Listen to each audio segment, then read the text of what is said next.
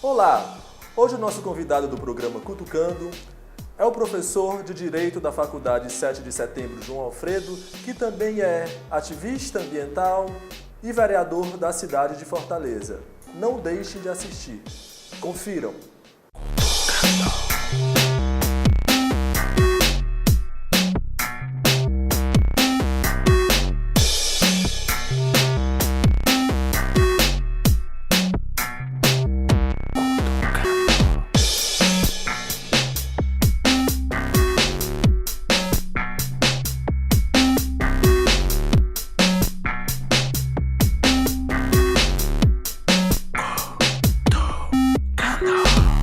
Olá, João Alfredo. É um prazer tê-lo conosco no programa Cutucando.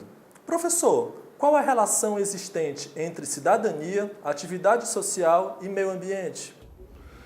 Eu acho que hoje isso está cada vez mais claro, né? Porque, na verdade, não há como você pensar uma questão diferenciada da outra, né? Aqui no Brasil, a gente não pode pensar num ambientalismo, vamos dizer, a primeiro mundo, né? Onde, vamos dizer, em grande parte dos países, vamos dizer, da Europa, o Japão ou a própria América do Norte, de alguma forma, já tiveram resolvidas as suas questões sociais e a bandeira ambientalista ela tem um caráter somente verde no sentido da proteção, da preservação, né, da natureza. Aqui não, aqui nós temos, né, como uma parte mais explorada, ainda que se tenha um desenvolvimento e o Brasil esteja nos chamados emergentes, mas esse próprio desenvolvimento se deu de forma desigual e combinada, né? Ele se deu aonde, por um lado, a gente chega ao patamar de estar entre as 5 economias do mundo, mas os nossos indicadores sociais, principalmente ligados à desigualdade social, estão, vamos dizer, iguais a patamares africanos ou asiáticos, né? E se a gente estende isso para o conjunto do planeta, isso fica muito mais forte. Por quê? Porque, na verdade, o sistema capitalista, ele tem essa característica. Ele, há um tempo, ele explora a classe trabalhadora e submete uma grande parte da população à miséria, ao desemprego, à fome, à inanição. E, por outro lado, ele devasta, né, de uma forma extremamente rápida, violenta e predatória a própria natureza, como se fosse, vamos dizer, as duas pernas, tá certo, que sustentam, não é, esse modelo de desenvolvimento do capital hoje no mundo todo, tá? Então basta que se pense nessa desigualdade social em nível planetário, onde aproximadamente 20% da população que estão nesses países mais ricos ou nos países periféricos, essa classe média alta, detém algo em torno de 80% dos recursos naturais e energéticos, né? Então essa desigualdade é muito forte. Isso significa dizer, primeiro, de uma forma, vamos dizer, mais clara, que não dá para estender esse modo de vida, de consumo, tá certo, de produção desses países capitalistas avançados para o conjunto do planeta, porque o planeta são dados que se levantam sempre, né, para se manter todo mundo vamos dizer, num padrão de vida, entre aspas, que é um padrão de vida altamente consumista e perdulário do primeiro mundo, né, chamado primeiro mundo, nós teríamos que ter 4 a 5 planetas, isso não existe. Ou seja, a questão ambiental e social, ela se interpenetram ali. Quer dizer, tanto você tem que, vamos dizer, pensar numa forma de desenvolvimento que seja amigável com a natureza, tá certo? E que, vamos dizer, questione também as bases desse sistema, tá certo? E, vamos dizer, de forma absolutamente necessária, há que se diminuir esse padrão de vida, tá certo? Essa desigualdade social tão profunda que nós temos no mundo como um todo. Então, pensar uma equação, tá certo, é juntar essas duas pontas. É por isso que, quando se fala hoje, se fala na questão, não se fala mais na questão ambiental, se fala na questão socioambiental, exatamente porque elas se interpenetram. E quando se pensa numa perspectiva de futuro, não se fala mais só em socialismo, se fala em socialismo ecológico ou ecossocialismo. Professor, de um lado, ativistas militantes, com todo o vigor de sua ideologia, Por outro, entidades públicas e grandes corporações buscam minimizar o alarde. Como discernir sobre a questão ambiental no meio desse fogo cruzado? A ciência seria um parâmetro que se use para penetrar nesse interesse particular por detrás dos discursos? Pronto, aí você, geralmente as pessoas, inclusive nesse debate do Código Florestal, elas tentam colocar como se fosse uma contradição entre ambientalistas e ruralistas, não é? Onde cada um se aferra à sua própria bandeira, tá certo? E teria, vamos dizer, uma posição que superaria essas outras duas noutra perspectiva. A questão é que, na verdade, eu diria que a parte mais séria, mais comprometida e com a visão socioambiental mais profunda e mais preparada, ela é, de alguma forma, aliada da ciência, né? E vou pegar exatamente a questão do Código Florestal, né? Os deputados ruralistas, tá certo? Os senadores ruralistas, eles desconheceram completamente o alerta que os cientistas fizeram, né? Fizeram, inclusive, isso num documento muito bem preparado, tá certo? Através da SBPC, que é a Sociedade Brasileira para o Progresso da Ciência, e da ABC, que é a Associação Brasileira da Ciência, né? Então, essas duas entidades, tá certo, colocaram claramente que as propostas que estavam sendo apresentadas, elas contrariariam minimamente, tá certo, as bases científicas da proteção natural, tá? Eu diria mais do que isso, eu diria que o ambientalismo, vamos dizer, que não é, vamos dizer, de oba-oba, não é? O socioambientalismo, vamos dizer, que tem uma compreensão global da questão ambiental, ele acaba se nutrindo da própria ciência. Não foram os ambientalistas, ou socioambientalistas, ou os ecologistas que inventaram, vamos dizer, a questão do aquecimento global. Foram os cientistas. Agora, onde é que isso se completa? Veja, geralmente o cientista, o pesquisador, ele está muito enfurnado, é uma expressão popular, no seu laboratório, na sua universidade, na academia, na sua pesquisa. Então, ele pouco faz divulgação desse material, né? Faz até parte um pouco da natureza disso, não é? Claro que tem alguns que rompem com essa visão. Então, quem é que, vamos dizer, traz à tona isso? É o próprio movimento, não é? É o próprio movimento ambientalista. Claro que a gente tem belos exemplos aqui no Ceará de pesquisadores, tá certo?, que rompem essa dicotomia, que não ficam presos aos muros da universidade. Eu falaria só dois aqui, para não fazer uma lista extensa, mas eu falei da professora Raquel Rigoto, que é do Departamento de Saúde Comunitária da UFC, que trabalha com a questão dos agrotóxicos, que pesquisa isso e que faz essa pesquisa junto às comunidades, principalmente dos atingidos por essa situação lá no Vale do Jaguaribe, né? Ali na região de Limoeiro do Norte. E eu falaria do professor Jeová Meirelles, do Departamento de Geografia, que tem colocado o seu saber, né, à disposição das comunidades indígenas, tradicionais, né, e do movimento ambientalista como um todo. Mas a própria questão do movimento ambientalista, ela tem, vamos dizer, correntes diferentes dentro dela, né? Desde aqueles que acham, né, que é o pessoal ligado ao capitalismo verde, que pequenas reformas no sistema resolvem, até os mais radicais, como nós, que achamos que tem que mudar o sistema para melhorar, né, a vida do planeta como um todo. Então, essas discussões, é preciso, como você disse, filtrar. E a única forma de filtrar é o conhecimento, entendeu? Eu acho que as pessoas procurarem ter acesso a essas informações, porque elas acabam sendo filtradas de outra maneira pela grande mídia, que acaba destacando o que quer.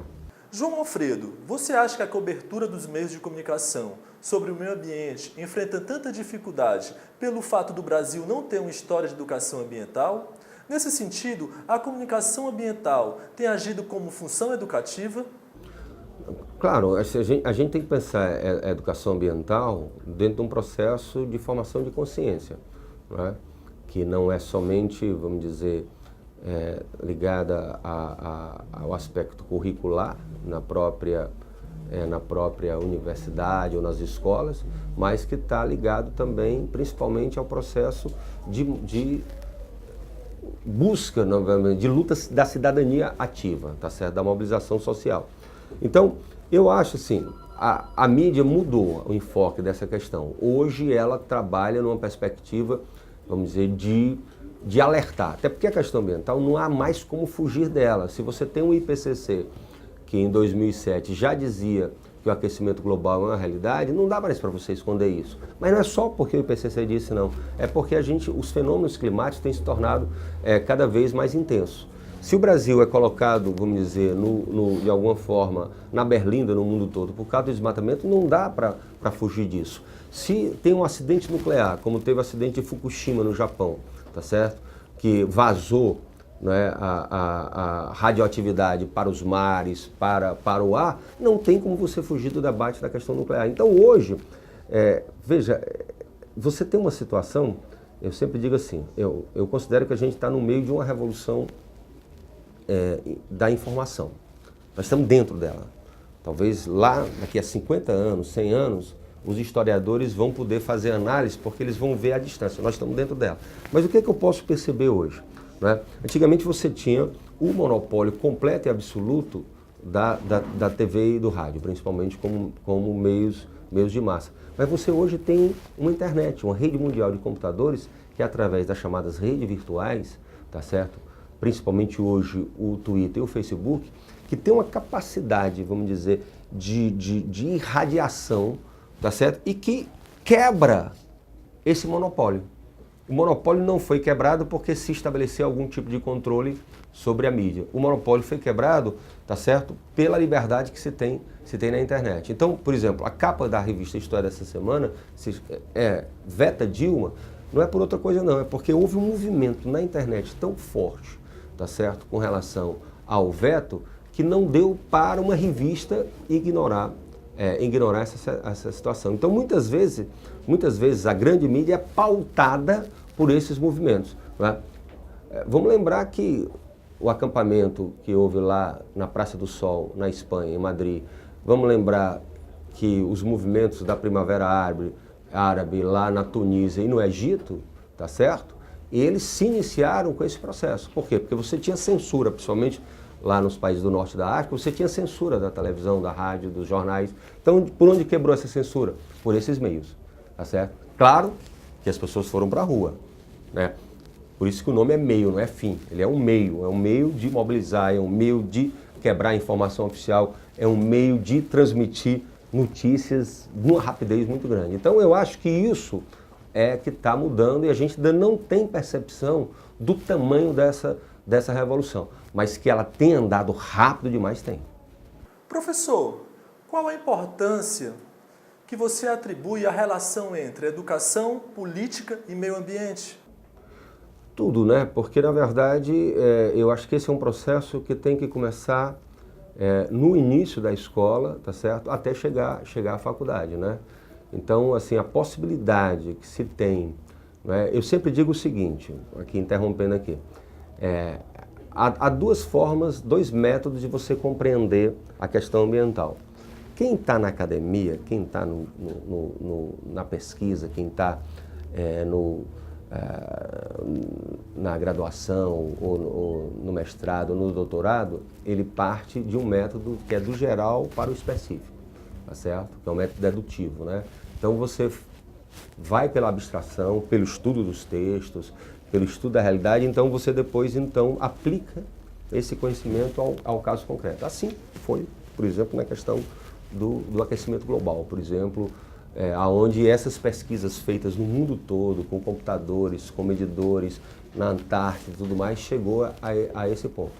Agora, no processo que você faz de educação, principalmente de mobilização social, o método é outro, é o indutivo.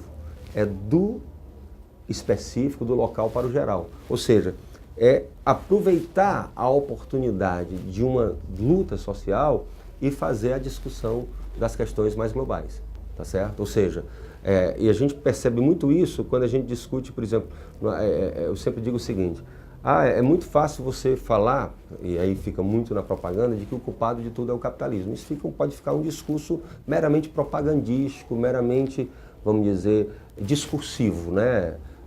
Mas se você começa do outro lado e começa a discutir de que forma a natureza é apropriada, é degradada, tá certo? Para gerar lucros para poucos, tá certo? Em detrimento de todos, aí fica mais fácil de você chegar à conclusão, tá certo? Ao invés de você partir da conclusão logo, tá certo? Para impor quase como uma sentença. A gente viu isso agora recentemente aqui em Fortaleza mesmo, no debate da preservação de uma pequena área de 15 hectares aqui nas chamadas Dunas do Cocó, onde houve uma luta violentíssima contra o capital imobiliário. Ou seja, poucos queriam lucrar com uma área que representava as únicas dunas cobertas de vegetação ainda existentes em Fortaleza desde a sua fundação e que, portanto, aquela proteção ia servir para toda a cidade, tá certo?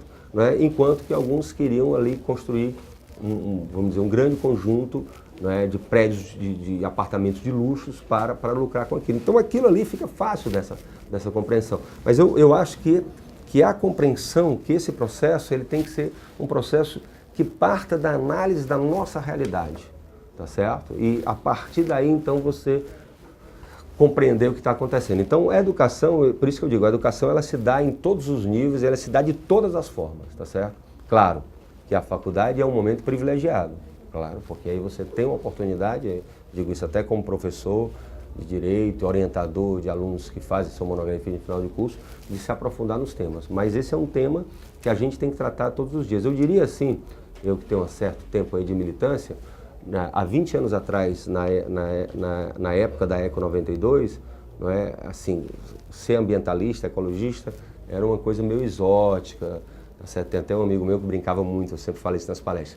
Olha, o pessoal diz por aí que a ecologia é coisa de viado. E é mesmo, mas é coisa também de mico-leão-dourado, tá certo? É coisa de baleia, é coisa também principalmente do ser humano na sua relação com a natureza. Né? Por quê? Porque era visto assim como alguém assim meio estranho, né? O bicho grilo e tudo mais. Hoje, ser ecologista, socioambientalista, ecossocialista é uma necessidade. Não para salvar o planeta, porque o planeta, ele, quando surgiu sem a gente, sem a nossa espécie. E quando ele desaparecer, daqui a alguns bilhões de anos, também vai ser sem a nossa presença. Mas o que está acontecendo é que a própria humanidade ela está num processo, por esse sistema, a forma como esse sistema se apropria da natureza, de suicídio, né, enquanto espécie, e mais do que isso, de um ecocídio, né, porque, na verdade, isso está levando à morte de muitas espécies no planeta todo. Então é preciso repensar tudo isso, mudar as nossas formas de pensar. Eu acho que questionar, não é, esse desenvolvimentismo, produtivismo, consumismo e mudarmos, portanto, a nossa relação, né, com a natureza, né, e a relação também dentro da própria sociedade. É isso que eu penso e eu acho que a educação é fundamental. E assim encerramos mais um programa Cutucando. Espero que tenham gostado e não deixem de assistir ao nosso próximo programa na próxima terça-feira aqui na TV Interaja, www.tvinteraja.com.br. Tchau!